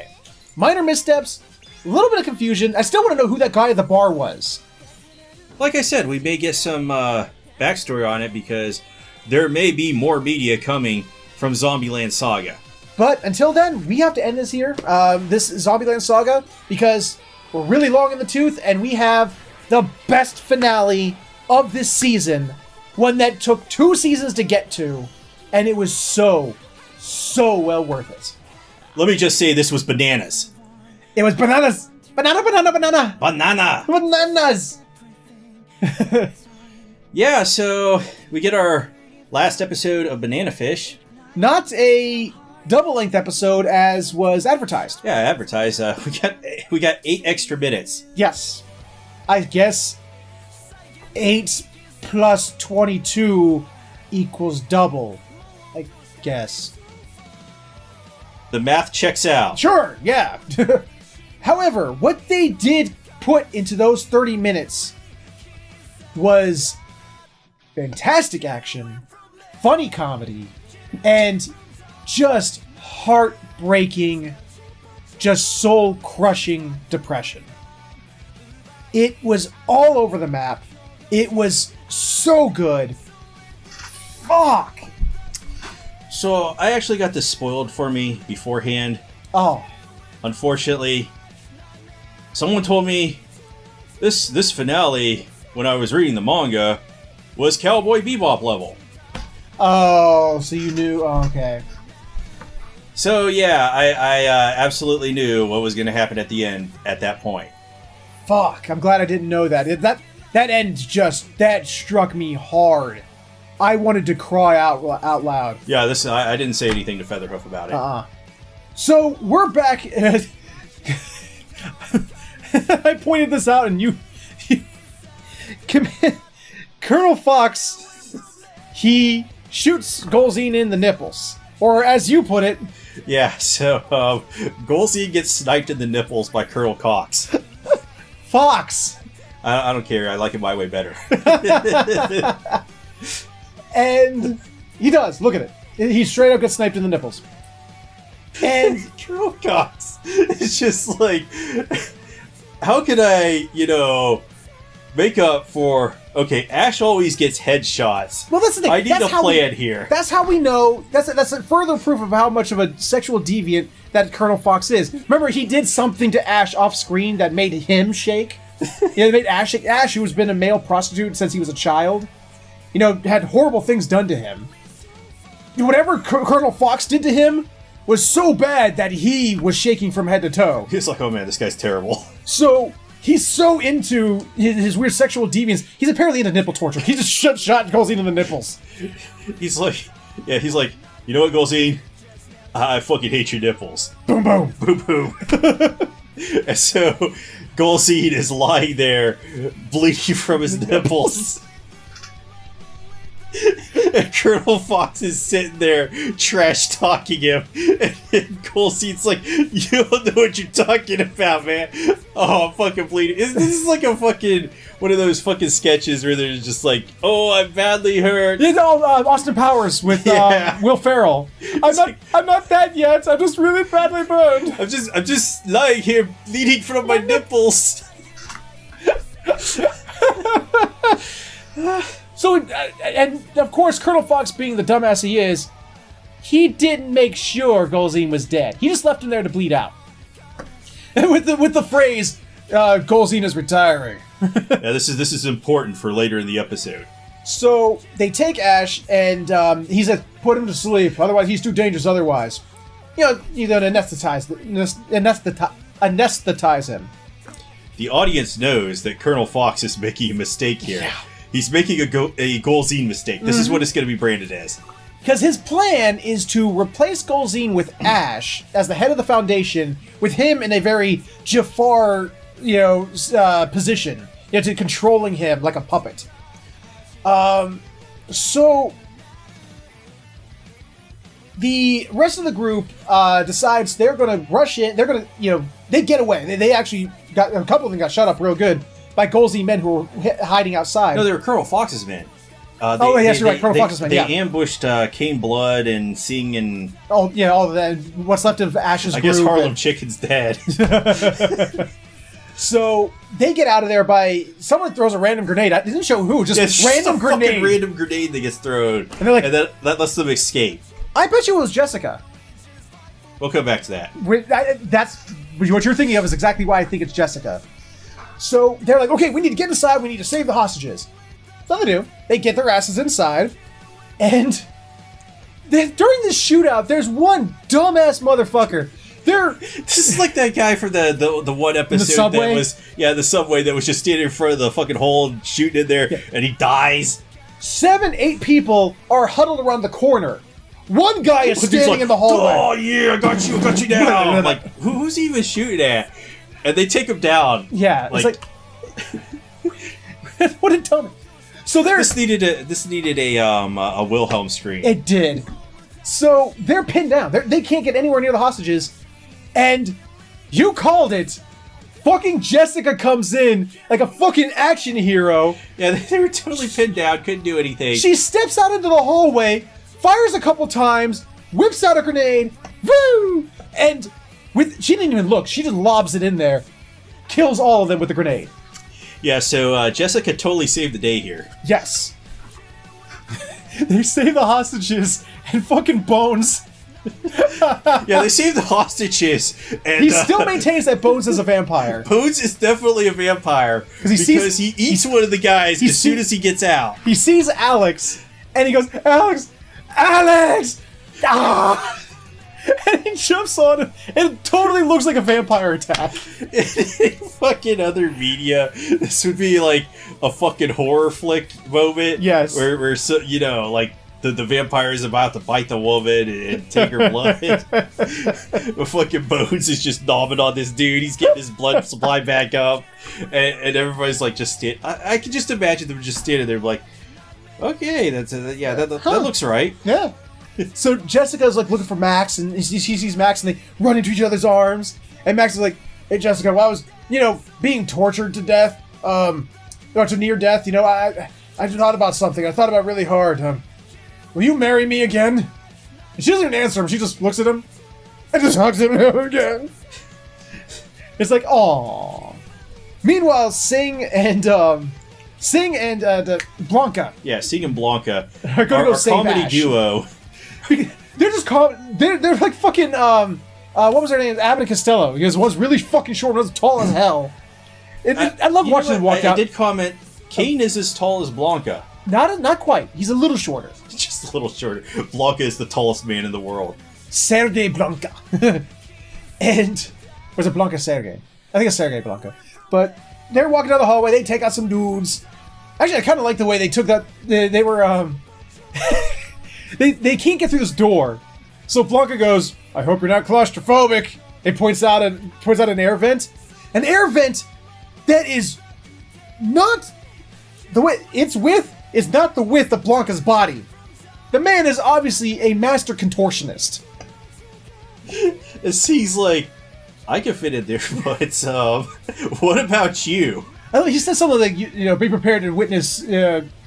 Like the greatest, why I'm the greatest, or something like that, and it shows them they're low crawling through. And Sing is like crawling through, and he looks back, and Blanca's like stuck. He's like, and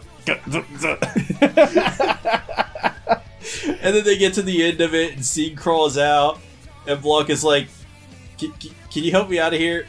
What I find funny is he's able to crawl. Your shoulders are your biggest, your widest part. Your shoulders are the widest part of your body. But he gets through the shoulders. His ass is the thing that can't get out. And Sting's like pulling on his face, and he's like, "Oh, you're gonna break my jaw, man." These two soldiers come with the doctor. This was almost the fucking hospital episode. It almost was. And Sing whips out his garrote. I loved it. He almost pulled a high elf from Goblin Slayer, where she kills 2 people with 1 arrow, like 2 goblins with 1 arrow. He knocks the gun out of the one dude's hand with his kunai, and as it whips around the neck, the garrote of it rips around the neck of another guy, and then he pulls on it and then knocks them both together, knocks them out. And then he goes back to pulling Blanca out of the vent. And Blanca then, as they're being hit by the kunai, the garrote wire shoots them both. And the doctor's like, "Oh God," and runs away. And then they go like, what's his face? Fox. He's setting up bombs to blow up the building. Yeah. And they like anesthetize Ash. Well, he thinks. Or so they think. Yeah, because the guy puts Ash in the helicopter, and he's all. he pulls out of here. He pulls a dramatic drama prairie dog. The dun. he fucking like. That is like, it shows like Fox. This episode was just replete with references of other media. And he's like, wait a minute. Why are there dead people all around my helicopter? And like, Ash. Oh shit, Ash got loose. He's like, what? Isn't this size? No normal man can get blah, blah, blah. He's like, Ash is no normal man. Find him. And they're like trying to get into the security system to find out where he is. They're like, sir, we can't get into the security system. The fuck? It's like, could Ash have done this? There's no way he could have done this. He wouldn't have had the time. It's like, oh no. And it shows Golstein. It shows like a trail of blood leading to another security console. And Golstein is rewriting all the fucking codes. Yeah, Goldstein's like, yeah, fuck you guys. You can't shoot a man in his nipples and get away with it. So, the chase is on. Ash finds the doctor. He's going to take him. And the doctor's like, look, you leave me alive, I'll testify. I'll testify that this briefcase carries all the banana fish information. I'll testify. So he's leading him at gunpoint. Fox and his men get involved. They just blow his brains out. Yeah, they bring a chopper with a minigun. And they're like, we're not going to let you survive, Ash. And Ash is dodging a multi-barrel, machine gun, a chain gun fucking looking thing. He's dodging the bullets and gets behind a big steel girder. And this is definitive proof that Ash is better than Agent Smith and Agent Brown and Agent Jones. Yes. Because they got mowed down by the minigun. Yes, they did. So, the more you know. Yes. And Singh and Blanca see this, and Blanca just, give me your back. Blanca's like, I got this. He's like, what? Give me your back. He's like, okay. He turns and he kneels down, and he whips out big-ass sniper rifle from fucking nowhere. Yeah, where did he get the anti-material rifle? I don't know. And he puts it on Singh's shoulder. He goes, you might want to plug your ears. Seems like there's no way. Nobody can do this. He's like, I got this, man. And you made this joke that made... Yeah, so oh my god. As soon as they like pan to the helicopter pilot, and I'm like, this dude looks like he's already dead. And then, the bullet comes through, kills the helicopter pilot. Kills this guy, and the helicopter goes out of control, and Fox goes, Nani? Yeah, Fox is like, Nani? So I said this is all fucking right in sequence too. He says the guy's already dead. He dies. Colonel Fox goes, Nani? No, he's not even fucking joking. This is exactly what it went that fast. It was like, we just North Starred this. We just fucking Fist of the North Starred this. Yeah, so we have a Fist of the North Star illusion in Banana Fish. Greatest fucking show ever. Yes. Well, I mean, which version of Fist of the North Star? Not that CG one. I'm talking about Banana Fish. Oh, okay. So, Ash and Colonel Fox have their one-on-one with pipes. Yes, metal pipes. And this is some of the most well-drawn action in the series. This is a pretty good fight scene. Until Ash loses. he basically loses. He almost won. He doesn't actually lose. Well, he's gets on the verge of losing. Yeah. And Fox is on top of him. He's holding the pipe down on his throat. Gonna strangle him with it. He has a knife and he's just digging it into his shoulder with this like weird psychotic look at it. Yeah, like he's getting off on it. It's ugh. And Ash, in desperation, is like, there has to be something in arm's reach. Something. He finds a drill. That's a power drill, man. Power drill. Boom! Right up in his side. Like, right up in this area in here. and just drills for like 20 seconds. It's this had to have not felt good at all. No. And it looks like he's dead. But as you pointed out... Yeah, I said, I've watched enough anime to know that this guy is not dead.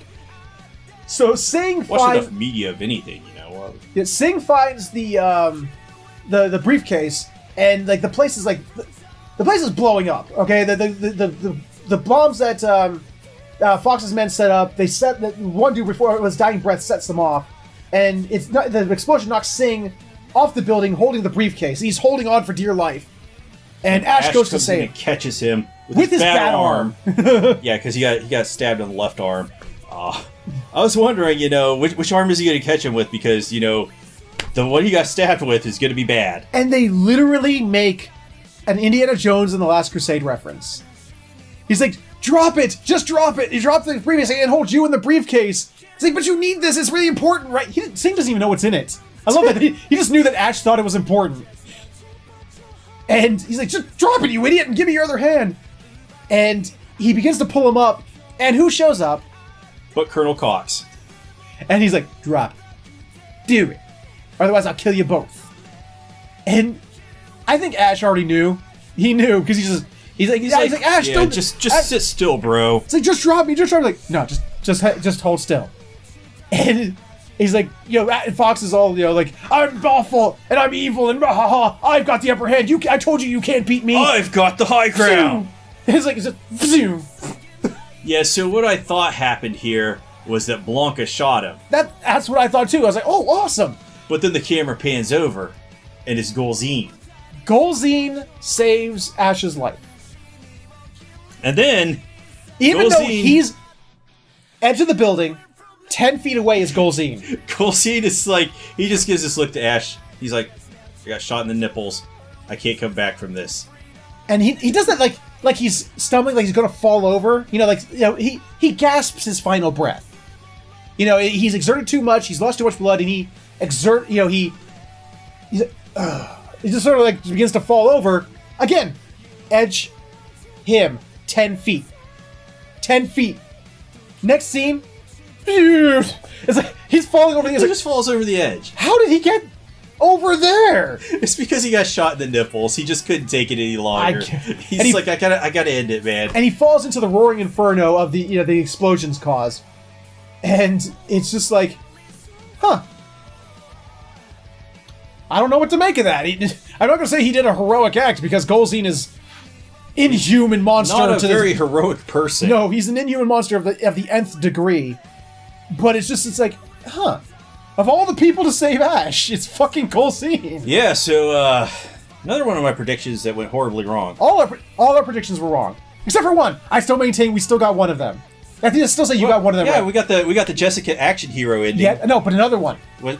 We'll get there. Hold on. So, it's over. Everyone, they show that they're investigating, the child sex ring.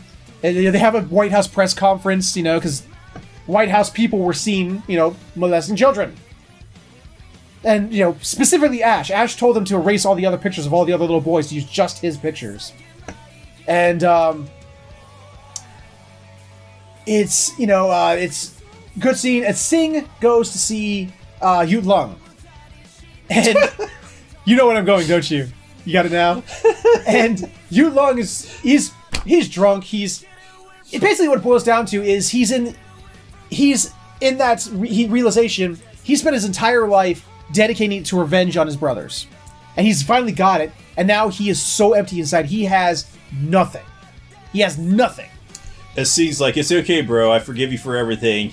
Yeah, and I'm gonna be the boss, and I forgive you for everything. And he basically points out, like, that's why you hated Ash so much. That's why you hated Ash. He was able to get over the traumas of his life and love again, whereas you couldn't. You couldn't find love in your heart again. And he gets so mad at him, he comes up and slaps him in the face, and Sing goes... Lung slaps him in the face. And I love this.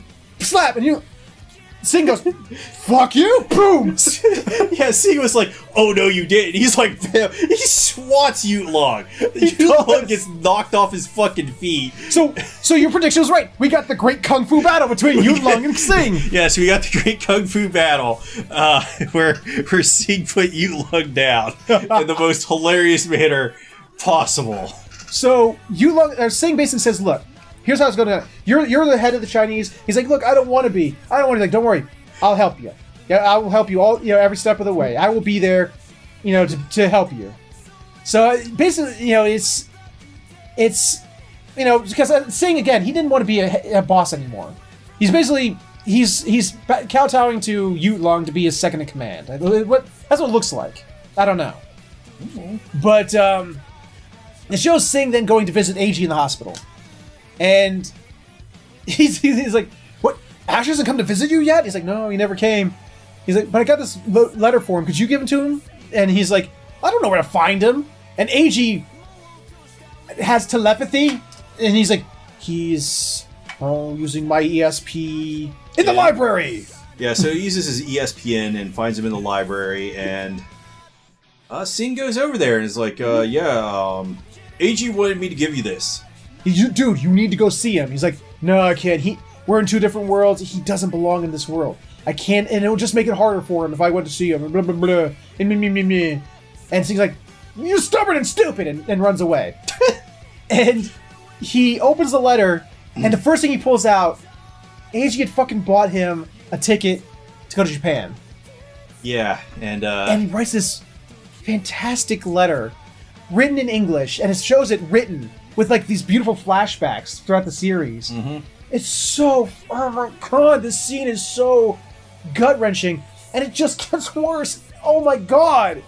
Because you see his resolve break. You see Ash's resolve break of not going to see AG, of not leaving the country, of staying away from him. We did get the scene beforehand where he gave like some closure with Blanca. Yes. Where he's like, I don't want to see AG anymore. I'm a bad man, Mm-hmm. and he needs to go back to Japan. Yes. But he finally gives in. Like I said, he breaks. He decides, I'm gonna do it. I'm gonna restart my life in Japan with AG, the man I love. It's like, oh my god, it's gonna be the scene where he runs to him in the fucking airport, and yay, and awesome. And the moment he gets up from the bench in front of the library, turns to run towards the airport, a hooded dude turns the corner, stabs him in the gut. Just boom. Like, it's the kind of stab that you're gonna die.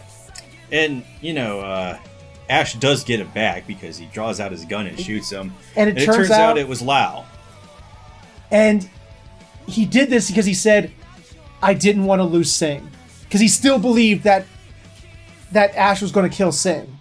And he still believed that Ash was, murdered Shorter in cold blood. Because he refused to let them know the truth. Press F for Shorter. And Lao collapses at the side of the library and dies right there. Ash, he shows AG on the airplane, or at the airport. He showed it with Ash's gang, like waving to him from the background and singing. Yeah, he's like, "Come back again!" Bones showed up, and he is like, Bones, Kong, and Alex are all there. Bones is like, "I'm gonna eat you when I get the opportunity." He shows him I think he wanted to give him a gift of an alligator plushie, something like that. And it's like Singh comes in, and just as he's getting on the terminal, he's like, "You need to come back and visit us sometime. You better come back." And it's this touching scene while it keeps cutting back to Ash dying.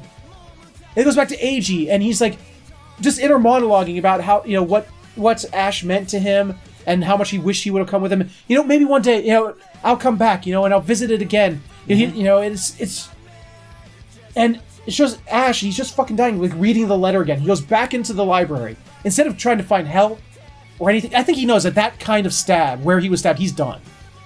He just goes back into the library, sits down back in his chair, and reads the letter over and over again. Until finally, it shows one of the librarians comes over, Sir, you can't sleep here. And he's smiling in his sleep. He's like, oh, he must be having a good dream. And goes off to help another person in the library. Yeah, so they kind of leave it, like I said, somebody spoiled this for me. Yeah. By comparing it to Cowboy Bebop's ending, which also leaves it ambiguous because... No, there's no ambiguity about it. He's dead. Because, he's either dead or maybe somebody could come over there and save him. No, he was gone. But the biggest thing is that maybe he is dead and she's not checking on him. Yeah. but by not checking on him, it just does. It leaves it ambiguous. I think it's meant to leave it ambiguous. It's not. We got a paper, a love letter, basically, covered in his bloody fingerprints. He slumps back into the chair. He's accepting his death. He just that could be one down interpretation. That's my interpretation. I'm going with that. I was ready to bawl. I could not handle it emotionally because everything leading up to that, and it's one of those things. It would have been perfect either way. It was perfect the way it is. They ended it a fantastic way with that great, amazing tragedy. The best stories have the best tragedies, and that was a fantastic tragedy. But I think it also could have worked in the mega happy ending as well. Well, the mega happy ending is that I didn't spoil it for you.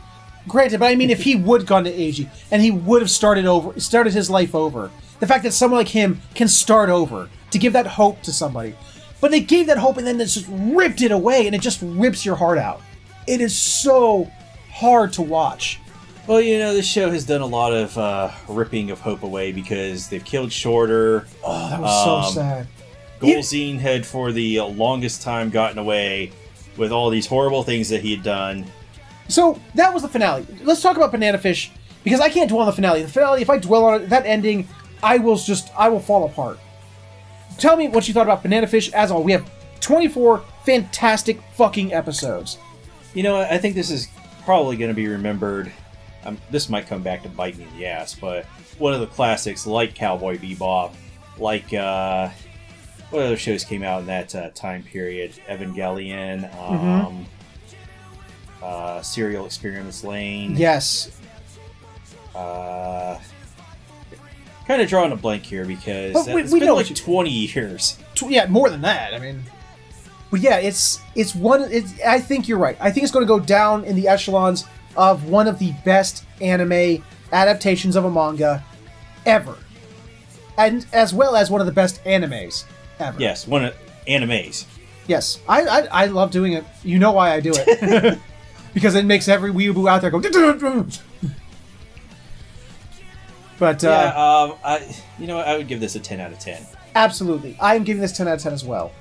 Did it have a couple of missteps? No, absolutely did. Nope. I refuse to acknowledge it. I did not. Back in the last season, that very brief prison arc. Well, the prison arc didn't make any sense. It did. I didn't like it. It ground the show's progress. It ground the progress of the show to a halt. I haven't read the manga, but there was a point where we said maybe we're getting a road trip, and maybe there was some more material in there. Yeah. Maybe if I go back and read the manga, it'll be there. Maybe it won't. Yeah. I mean, the new opening, which you hate. Yes. I'm sorry. The new ending and opening were not good. The new ending is actually done by the same people that did the first opening. That's fine, but good groups can do bad songs. I actually like the second opening as well. Just the second. Did I say opening? Or you did. Okay, so I meant the ending. Okay. I just did not like the second opening. I didn't like the ending either. It was kind of too generic. The opening is very generic. I mean, during the ending, when Fox and Ash are having that final duel, they are playing the first season opening. Yeah, that's and it very was true. So fucking awesome hearing that. It worked really good as a background song. Featherhoof's words, the good song, yes. So, Banana Fish as a whole, we really have nothing to complain about. Except for the minor grievances that with, like I said, the prison arc didn't make any sense. Added nothing. You know what? Best naming conventions. Well, yes. Well, let's put it this way. The prison arc did give us Max Lobo, so I guess I can't complain about that part. Best naming conventions: Max Lobo, Harlem Chicken, Kane Blood, Ash Lynx, Shorter. That brings me to point 2. Best Shorter. Yes. Point 3. Best Sing. Sing was an amazing character. Point 4. Best Knockout Slap. Yes. Point 5. The Aimbot. Point 6. Knife Aimbot. God damn it! Yeah. And the narrative as a whole, I loved it. And, Yes. and I love the fact that Jessica came in there and was like an action hero. This woman that was back in episode 8 just shows up and saves the whole group. Yep. She just turns into a badass, and I loved it. with no expectation. This was definitely... This is how you could tell this was made in the 80s. Yes. See, here's what I loved about the show. The show actually, episode after episode, week after week, put itself in a place where you specifically could not wait for the next episode. Yeah, each episode was consistently highly rated by us. Yes. Even the bad Either ones. first or second. Like, I don't think Banana Fish... I might be wrong. You guys can remind me. I don't think Banana Fish ever was in the number 5 slot. Yeah, Ever. I think the You know lowest... what? I'm just going to say it. I 100% can't be wrong. It was never in the number 5 slot. I think the lowest it ever fell, and maybe one time, was at the 3 slot. Bold claim there. I think maybe one time it fell into that. Maybe one time. I guess they could go back and watch 200 hours of us talking about anime to see if we could, if they could just like, nope, you guys never had it slip down to number 3. I dare you. So that was Banana Fish. It's done. I'm sad. I mean, it's one of those things like, it's when you get to an anime you love, and you know it's got to end eventually, but you don't want it to. It's like when I watched Full Metal Alchemist Brotherhood. When you get to episode 66 and you just realize it's done. It was 66, 64, whatever. 64. 64, and you just realize, fuck, this is the last time the credits are going to roll. This is the end. It's just, and that ending. Oh, I mean, Banana Fish is contained. It's done. You can't go beyond this.